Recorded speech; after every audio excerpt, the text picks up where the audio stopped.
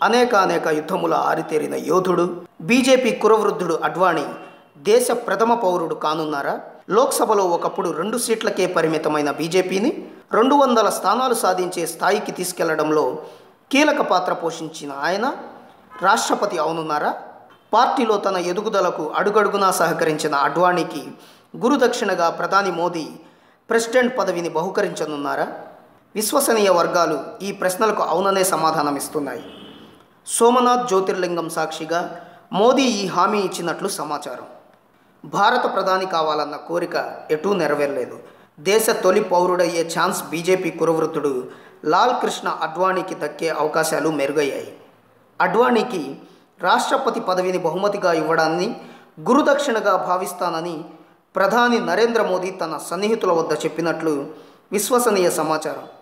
ప్రధానిగా నరేంద్ర మోదీ ఈ నెల 8న గుజరాత్లోని సోమనాథ్ ఆలయాన్ని సందర్శించి పూజలు నిర్వహించారు. ఇందులో అడ్వాణీతో పాటు పార్టీ జాతీయ అధ్యక్షుడు అమిత్ షా, గుజరాత్ మాజీ ముఖ్యమంత్రి కేశుభాయ్ పటేల్ కూడా పాల్గొన్నారు. ఆ సందర్భంగా వారి మధ్య రాష్ట్రపతి ప్రస్తావన వచ్చిందని సోమనాథుడి సాక్షిగా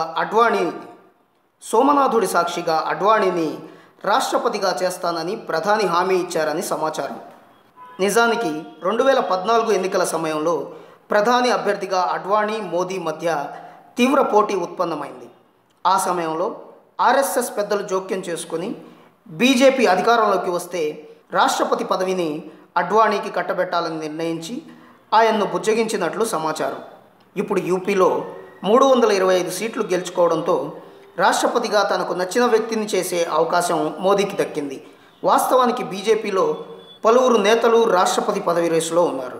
అయినప్పటికీ గతంలో ఇచ్చిన హామీ మేరకు అడ్వాణీకే ఆ పదవి కట్టబెట్టాలని ఆర్ఎస్ఎస్ నేతలు మోదీపై ఒత్తిడి చేస్తున్నట్లు తెలుస్తోంది. పార్లమెంట్లో కేవలం 2 స్థానాలున్న బీజేపీని 200 స్థానాలకు పైగా తీసుకెళ్లడంలో కీలక పాత్ర వహించిన అడ్వాణీకి దేశ అత్యున్నత పదవి ఇచ్చి సముచితంగా గౌరవించాల్సిన అవసరం ఉందని ఆయన అనుచరులు గుర్తు చేస్తున్నారు.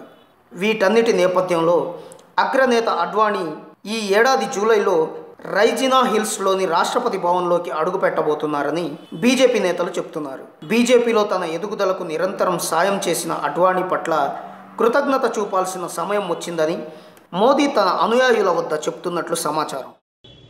హాయ్ ఫ్రెండ్స్, మా టుడే టుమారో యూట్యూబ్ ఛానల్ చూసినందుకు చాలా సంతోషం.